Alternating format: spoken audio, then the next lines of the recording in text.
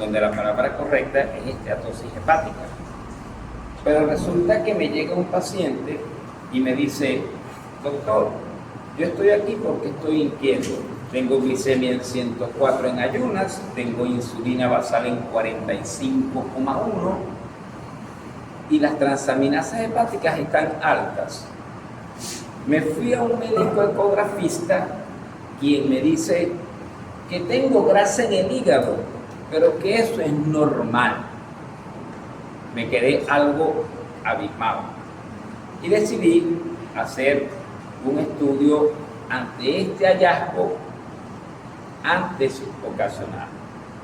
Resulta que hace aproximadamente un año, en junio de este año, en el marco del Congreso Americano de Diabetes realizado en Chicago, se le puso seriedad a esta enfermedad.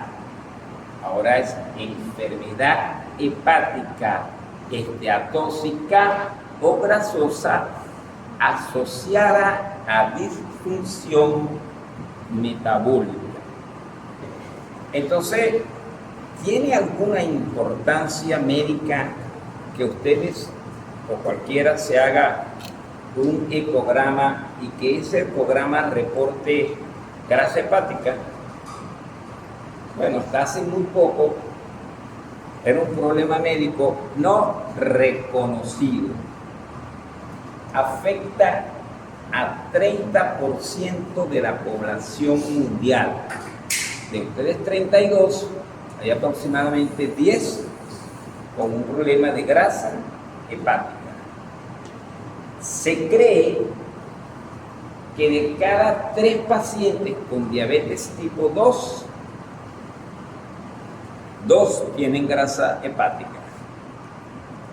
100% del paciente con obesidad grado 1 tiene grasa hepática. El problema está en que de 5 pacientes que tienen esta condición, 2 pueden evolucionar a fibrosis, sea grado 1, sea grado 2, sea grado 3 o sea grado 4, que es lo que llamamos cirrosis hepática. Al darse cuenta la Asociación Americana de Diabetes de este problema, le dedica casi 2 días del Congreso Americano del año pasado en Chicago en darle la importancia del tema. Y resulta que esta condición tiene implicaciones clínicas. Paciente al cual se le demuestra que tiene enfermedad grasosa asociada a difusión metabólica, tiene una alta probabilidad de realizar diabetes tipo 2. ¿Sabían ustedes que la fibrosis ocasionada por esteatosis hepática que conlleva a cirrosis actualmente es la principal causa de trasplante hepático que existe en Norteamérica? ¿Sabían ustedes que el solo hecho de ustedes padecer enfermedad grasa hepática asociada a disfunción metabólica les da un riesgo importante de padecer un evento cardiovascular o morir por cualquier otra enfermedad? ¿Sabían ustedes que aproximadamente 10 a 12% de las pacientes que tienen un grado de fibrosis ocasionada por grasa hepática tiene hasta un 18% de probabilidad de realizar un cáncer hepatocelular? ¿Sabían ustedes que un paciente con esteatosis hepática o grasa hepática tiene una alta probabilidad de realizar cualquier tipo de cáncer? Entonces, hay unas implicaciones clínicas que es importante saber. Y es por eso que una de las conclusiones de ese Congreso Americano de Diabetes del año pasado, sale el artículo, donde dice disfunción metabólica asociada a enfermedad esteatóxica hepática en personas con diabetes. La necesidad de hacer un despistaje temprano para hacer intervenciones terapéuticas y corregir esta condición. Recopilemos un poquito lo que acabo de hablar de la epidemiología. En esta habla de 25%, pero yo les expliqué que conseguí otra bibliografía que me dice que 30% de la población tiene enfermedad hepática. Y que de ese 30% de la población, un 20 o un 25% me va a tener la enfermedad establecida, diseminada, no focalizada en ciertas áreas del hígado, sino diseminada. Y de eso, un 25% puede evolucionar a un grado de fibrosis, sea 1 o 2, 3 o hasta llegar a 4, que es la cirrosis hepática. Y que el solo hecho de uno tener una esteatosis difusa, que puede uno llegar a cirrosis, le da hasta la posibilidad de un 13% de padecer un cáncer hepatocelular. Desde el punto de vista fisiopatológico, podemos hablar toda la tarde aquí, pero vamos a tratar de hacer lo más sencillo posible, ya que me exigieron 18 minutos. Entonces vamos a hablar de lo básico, pues. He explicado siempre, todas las enfermedades se originan en nuestra unidad funcional, que es la célula. Entonces, si nosotros tenemos una inflamación celular, se va a producir un daño de la célula. Un grupo de células daña un tejido, un grupo de tejidos daña un órgano, un grupo de órganos daña un sistema, y esto va a originar signos y síntomas. Entonces, ¿por qué decimos que está asociada a una disfunción metabólica? Porque el problema está en que en el hepatocito, es la célula específica de la que estamos hablando ahorita, hay una disfunción, está funcionando mal.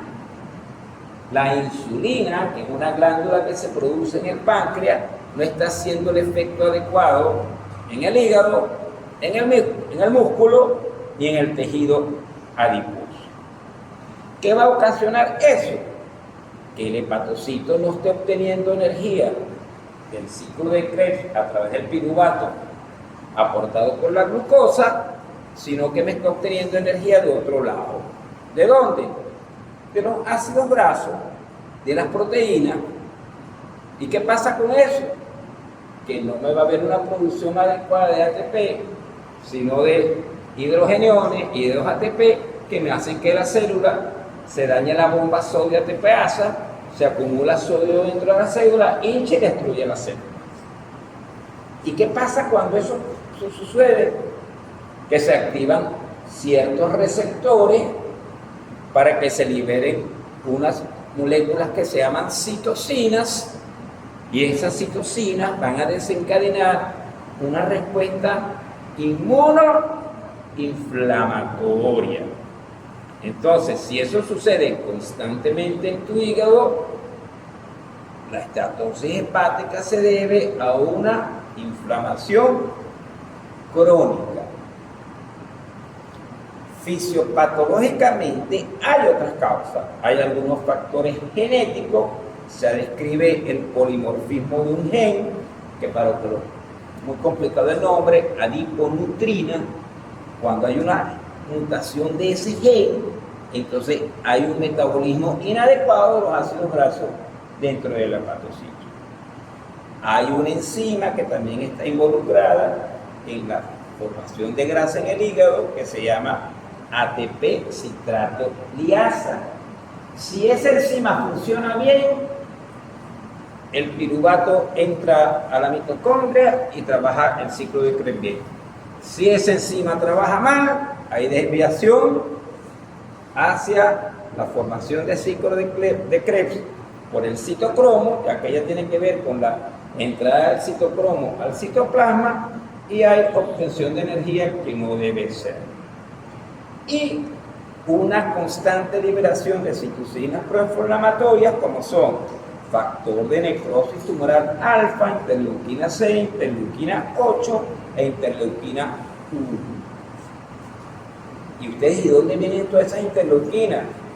Hay una buena hipótesis por ahí también, que es la alteración de la microbiota intestinal, y por ende va a haber un mayor aporte a través de la vena porta de especies reactivas de oxígeno que me van a contribuir y hacer el ciclo vicioso que acabo de nombrar.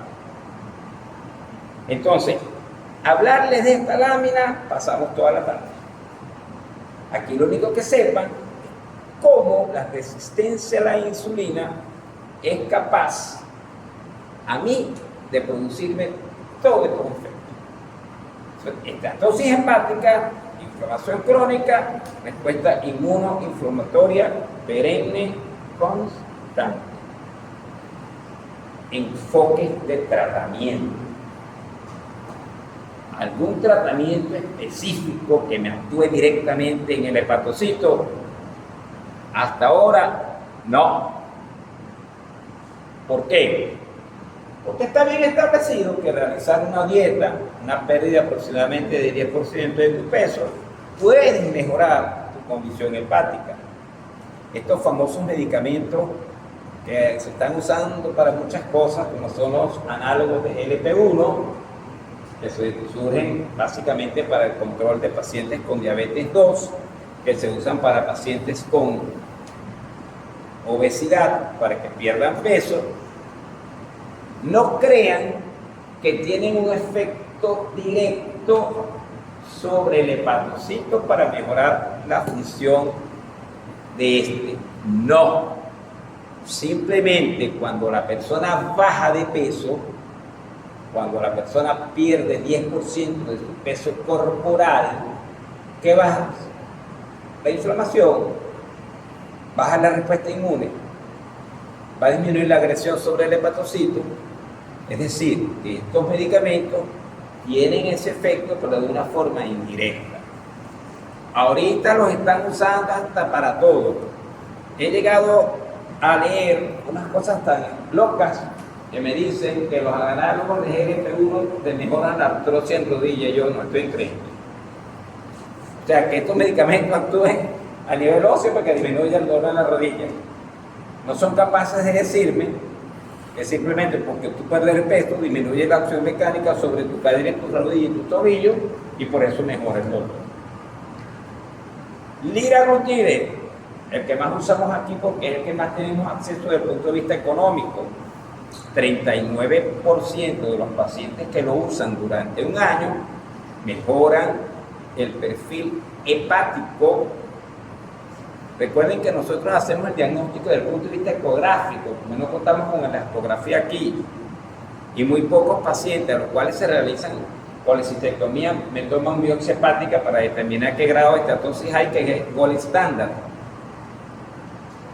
La semaglutide, que es un análogo de otra generación, esto se inyecta una vez a la semana, es un poquito más fuerte, mejora hasta un 59%, y debido a esta mejoría, por la pérdida de peso, es que se aprueba para el tratamiento de la enfermedad estatóxica asociada a disfunción metabólica en el hígado. Ahí está el artículo del estudio MASH, de los pacientes con fibrosis, donde Wegovy, que es el semaglutide a una dosis de 2,5 miligramos semana, mejoró los pacientes con esta condición. Va a venir, o sea, hace muchos años, muchachos, hubo unos agonistas que se llamaban pepargamma, rosiglitazona, bioglitazona, trosiglitazona, entre otros, los cuales salieron del mercado porque producían mucho edema y agravaban a los pacientes con insuficiencia cardíaca. Pero desde el punto de vista fisiopatológico son unos medicamentos maravillosos que intervienen en el metabolismo tanto de las grasas como carbohidratos dentro de la célula. Se están modificando genéticamente y pareciera que manipulándolos sin producir esos efectos colaterales van a tener en un futuro, unos 10-15 años aproximadamente, su uso en esta condición. Lanifibranor y el otro es saroglitazar. Factor de crecimiento similar al fibroblasto. Tiene que ver con, pareciera que manipulando esta fibrosis del hígado, inhibiendo este factor de crecimiento, mejoramos la fibrosis hepática. Uno se llama efruxifermina y el otro pecvelfelina. Hace 15 días en Europa, piromidectina, un medicamento que se usa para la fibrosis pulmonar, parece que ahora se está usando para la fibrosis hepática. ¿Qué tiene que ver tiroides con grasa hepática? Bueno, resulta y acontece que la hormona tiroidea es demasiado importante en el metabolismo del hepatocito. Recuerden que la hormona tiroidea ya entra por difusión simple del hepatocito, llega al núcleo, se une a un receptor y produce una expresión génica. Ella tiene que ver con esos genes que hacen que el metabolismo de los carbohidratos se haga de forma correcta, que haya crecimiento adecuado de los hepatocitos, que la mitocondria actúe perfecta y que los lípidos estén a raya. ¿Qué pasa entonces? Que la tiroides va a regular la lipólisis, regula la eliminación de colesterol, regula la oxidación de óxidos grasos y regula la mitofagia. Recuerden que mitofagia es la autodestrucción de la mitocondria. Si yo vengo y demuestro que todos los pacientes con esteatosis hepática tienen una falla en la acción de la hormona tiroidea, el paciente tiene un hipotiroidismo localizado, al yo darle un medicamento que simule la acción de la hormona tiroidea, voy a mejorar todos los parámetros que acabo de nombrar. Ese medicamento se llama resmetirom. Próximamente va a llegar al mercado, va a tener el mismo efecto de la molécula de la triiodotironina que se va a meter dentro del núcleo y va a optimizar el uso de carbohidratos, el uso de los ácidos grasos, la proliferación del hepatocito y la función adecuada, en este caso, de los carbohidratos. Este estudio publicado New England Journal of Medicine, se llama MASH, pacientes usando resmetirom con fibrosis hepática demostraron que en el contexto de 1.400 pacientes ya con fibrosis establecida, usando 80, 100 o 100 miligramos diarios durante un año, casi 25% revirtió. Es decir, que nosotros vamos a ir a ese tipo de tratamiento porque mejorando la esteatosis hepática disminuimos el colesterol, es un medicamento seguro, tiene algunos efectos colaterales como es diarrea o náusea, y ahora me queda a mí la pregunta, si hay un hipotiroidismo subclínico o intrahepático o localizado, ¿habrá un hipotiroidismo cerebral? ¿Habrá un hipotiroidismo renal? ¿Habrá un hipotiroidismo testicular? Abre la puerta. Estudio muy interesante. Aquí tienen una figurita del medicamento, se llama Resdifra, 60, 80 y 100 miligramos, se encuentra en el hermano país.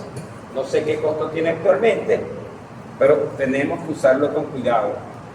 No usen hormona tiroidea de forma alegre para control de esta condición porque van a producir hipertiroidismo facticio y la mente y el corazón de los pacientes se los va a decir.